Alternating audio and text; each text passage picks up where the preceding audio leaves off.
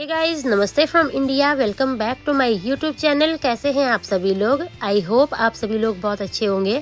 तो गाइस, स्वागत है आप लोगों का एक और नए व्लॉग में। तो गाइस, अभी तक के व्लॉग में आपने देखा हम लोग सुबह दिल्ली पहुंचे, वहां पे हमने होटल में चेक इन किया और उसके बाद हम लोग सो गए थे।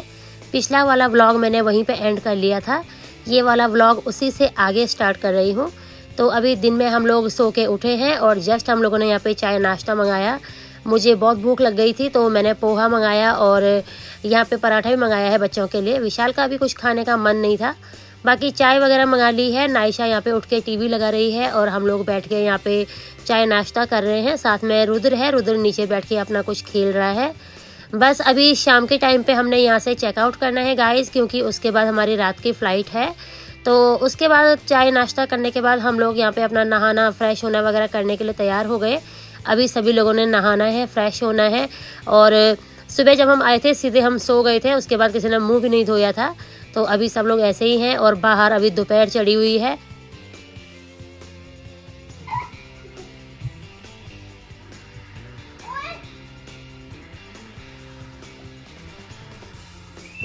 तो गाइज, यहाँ पे बहुत सारा स्नैक्स आया है हमारा।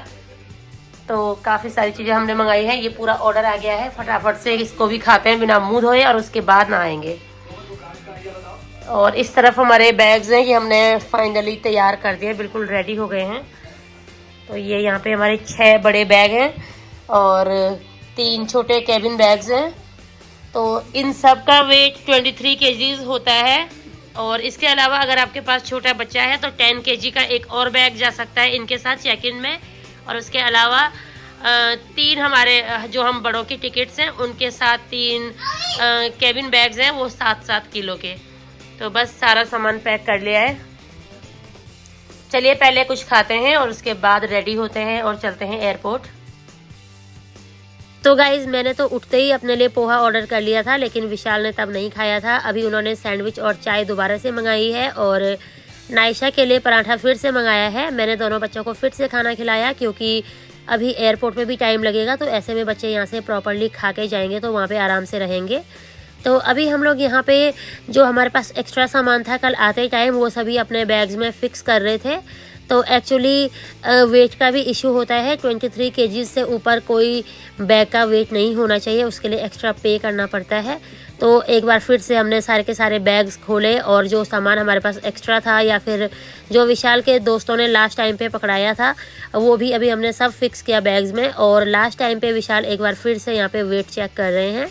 अभी सभी लोगों ने नहा लिया है गाइज और हम लोग बिल्कुल रेडी हैं यहाँ से निकलने के लिए। बस एक बार इनका वेट चेक करते हैं और उसके बाद वेट मशीन भी बैग में रख लेंगे और यहाँ से निकल पड़ते हैं। तो अभी हम लोग होटल से चेकआउट करने वाले हैं। चलिए रिसेप्शन पे चलते हैं और यहाँ का जो बिल वगैरह है वो पे करते हैं। उसके बाद जैसे ही हमारी उबर आएगी यहाँ से निकल पड़ेंगे एयरपोर्ट के लिए।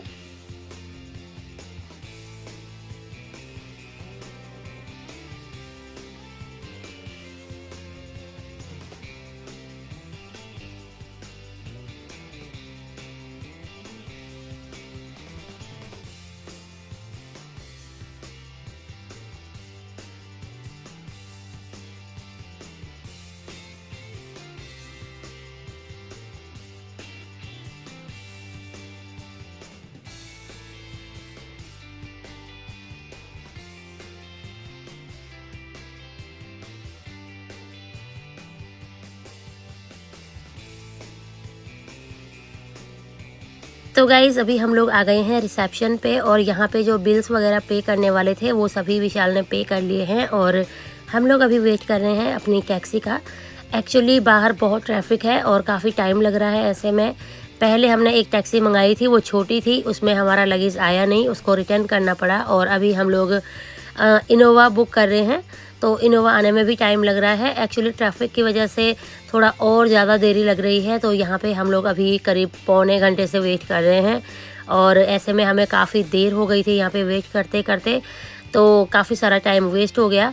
हमें टाइमली अभी एयरपोर्ट पहुँचना था, वहाँ पे इमिग्रेशन वगैरह में भी टाइम लग जाता है। उसके अलावा इतना सारा लगेज चेक इन कराना है, वो सब भी है। तो अभी थोड़ा सा हमारे लिए टेंशन वाला टाइम हो गया था, क्योंकि लेट बहुत हो गया था यहीं पे। तो अभी टैक्सी आएगी गाइस, उसके बाद यहाँ से निकल पड़ते हैं और उसके बाद एयरपोर्ट पे जाके आप लोगों से मिलते हैं।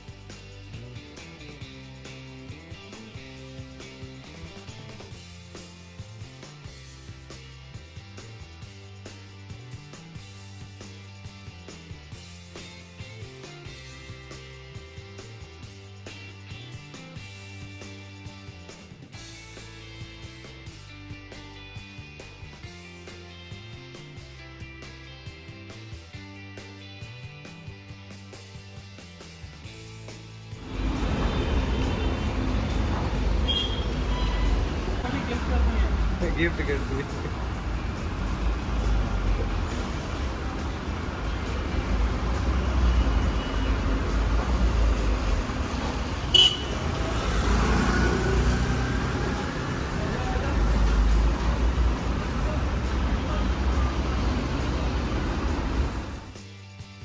तो गाइज़ उसके बाद हमारी टैक्सी आ गई थी और यहाँ पे ये होटल का स्टाफ है जो हमारी हेल्प कर रहा है लगेज को गाड़ी में लोड करने में।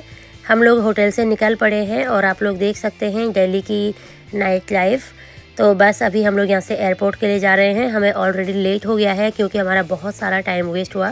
पहले एक और टैक्सी आई थी, उसमें सामान पूरा गया नहीं, उसको वापस भेजना पड़ा। उसके बाद ये दूसरी वाली आई तो ट्रैफिक ज़्यादा था, ऐसे में इनको आने में भी टाइम लग रहा था। हमने बहुत सारा टाइम वहाँ पे वेस्ट किया इनकी वेट करते हुए।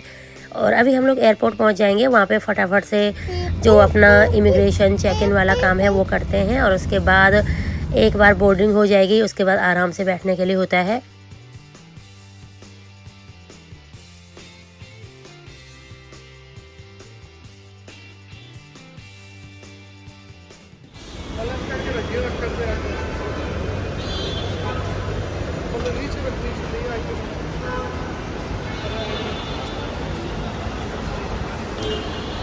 तो गाइज़ अभी हम लोग दिल्ली एयरपोर्ट पे पहुंच गए हैं। ये रहा इंदिरा गांधी इंटरनेशनल एयरपोर्ट दिल्ली और अभी यहाँ पे हमारा लगेज उतारा जा रहा है। हमने ये 2 पोर्टर हायर किए हुए हैं, ये 2 बंदे यहाँ से सामान अंदर लेके जाएंगे। एक्चुअली हमारे पास 2 ट्रॉलीज़ हैं बड़ी, उसके अलावा एक स्ट्रोलर है और 2 कैबिन बैग्स भी हैं विशाल के पास, मेरा और उनका। तो हमें 2 और बंदे चाहिए थे हेल्प के लिए। यहाँ पे मिल जाते होते हैं, इनको 500 पर हेड पे करना होता है और जितने मर्ज़ी आप यहाँ पे पोर्टर हायर कर लो। तो 2 हमने पोर्टर हायर किए हुए हैं और यहाँ पे विशाल अभी पेपर वर्क कर रहे हैं। हम लोग लाइन में लगे हुए हैं। आप लोग देख सकते हैं यहाँ पे कितना बड़ा सा एक चरखा रखा हुआ है। तो बस यहाँ पे ये गेट पे सारा अभी चेकिंग वगैरह का काम होगा। उसके बाद अंदर जो लगेज है वो चेक इन में जाएगा और उसके बाद हम लोग चेक इन करवाने के बाद जो अंदर इमिग्रेशन वाला काम है वो सब करवाएंगे और आराम से उसके बाद बोर्डिंग शुरू हो जाएगी। तो अभी हम लोग लाइन में लगे हुए हैं चेक इन के लिए गाइस।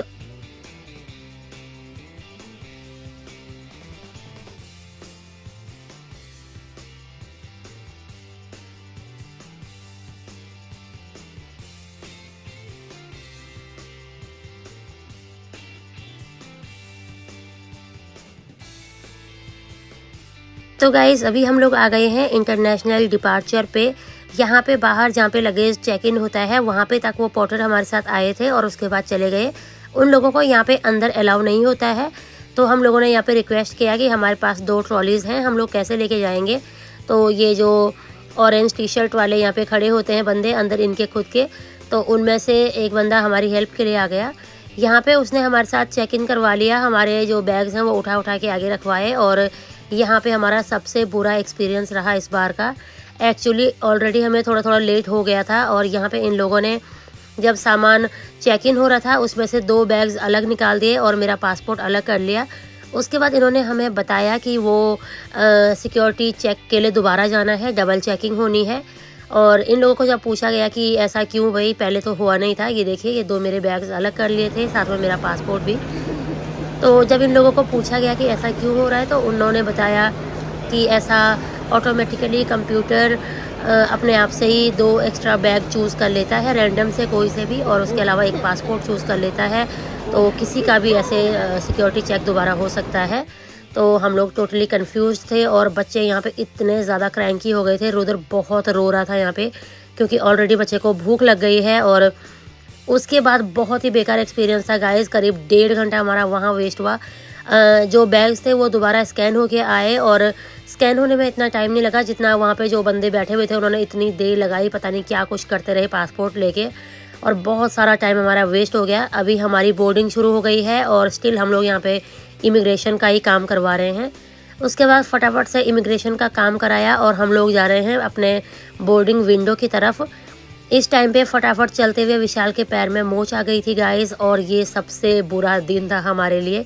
विशाल का पैर मुड़ गया, वो अपने पैर पे खड़े भी नहीं उठ पा रहे थे। और उसके बाद हमने किसी तरह, मैंने जल्दी में रिक्वेस्ट करके व्हील चेयर मांगी थी, व्हील चेयर वाला हमें छोड़ के आया। और उसके बाद हम लोग लास्ट थे जो अपने प्लेन में आए। हमारे नाम की अनाउंसमेंट भी होने लगी थी वहाँ पे, तो बड़ी मुश्किल से ये टाइम निकला। मेरे पास सारे के सारे कैबिन बैग्स थे और रुद्र का स्ट्रोलर था। विशाल को एक व्हील चेयर जल्दी में मिल गई, उन्होंने फटाफट से छोड़ दिया। उसके बाद 14 घंटे की फ़्लाइट में विशाल के पैर में इतना पेन होता रहा, वो उठ भी नहीं पा रहे थे और हम टोटली कंफ्यूज थे कि हम अब क्या करेंगे, क्योंकि यहाँ से जाते टाइम भी अपना कितना सारा सामान है, कितना कुछ करने वाला है। तो न्यूयॉर्क जाके अगले दिन से विशाल ने काम स्टार्ट करना था, नायशा का स्कूल स्टार्ट करना था, लेकिन यहाँ पे उनके पैर में मोच आ गई। वो डबल सिक्योरिटी चेकअप की वजह से हुआ, क्योंकि वहाँ पे हमें बहुत लेट हो गया था। हम फास्ट चल रहे थे और हमारे पास सामान भी था।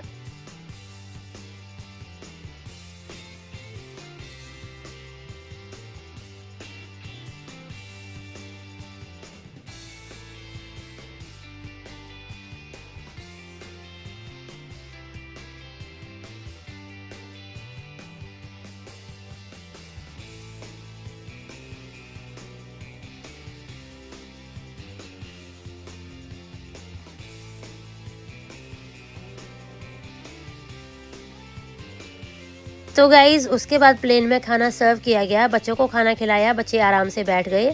एक्चुअली रुद्र का जो रोना धोना अभी तक चल रहा था वो सब भी बंद हो गया।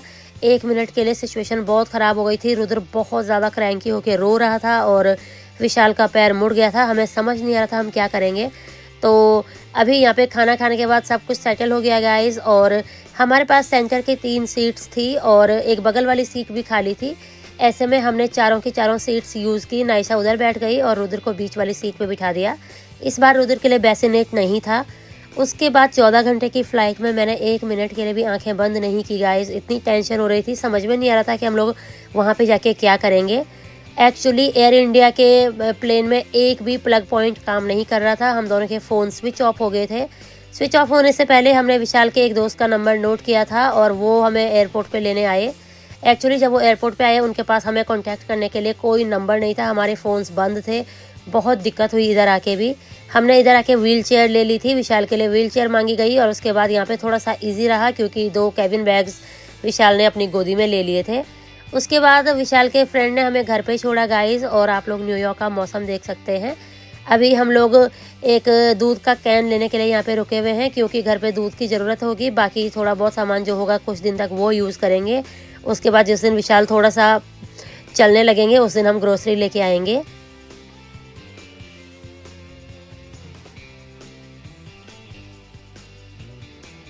तो गाइज़ अभी हम लोग घर पहुंच गए हैं और न्यूयॉर्क में आज थोड़ा सा ठंडा ठंडा सा ही मौसम है।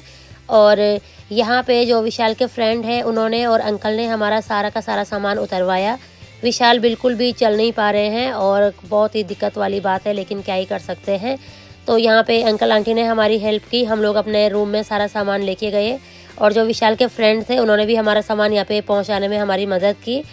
और हमारा घर बिल्कुल साफ़ सुथरा कर रखा है आंटी ने गाइस। इन लोगों ने हमारे जाने के बाद यहाँ पे साफ़ सफाई करवाई थी हमारे आने से कुछ दिन पहले। तो घर बिल्कुल साफ़ था। यहाँ पे साफ़ सफाई करने के लिए मेरे पास कुछ है नहीं, बस जो सामान हमने उठा के रखा हुआ है वो यहाँ पे सेट करना है वापस।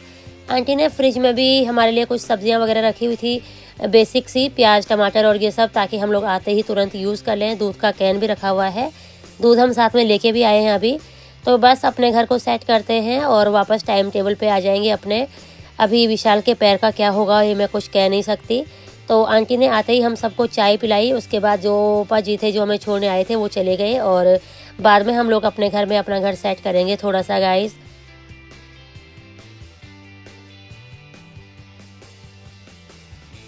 और कल विशाल जाएंगे अपना पैर चेक कराने के लिए, तब जाके वहाँ पे पता लगेगा कि विशाल के पैर में एग्जैक्टली हुआ क्या है।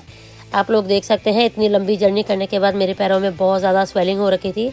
यहाँ पे जो हड्डी होती है वो दिखाई भी नहीं दे रही थी इस बार।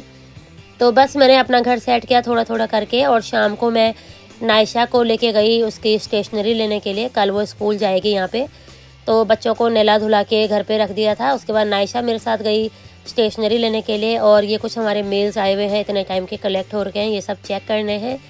बस अब धीरे धीरे अपना घर सेट करते हैं गाइस। और बस विशाल का घुटना कल चेक कराएंगे, वो मैं अगले व्लॉग में बताऊंगी उनके पैर पे एग्जैक्टली क्या हुआ था।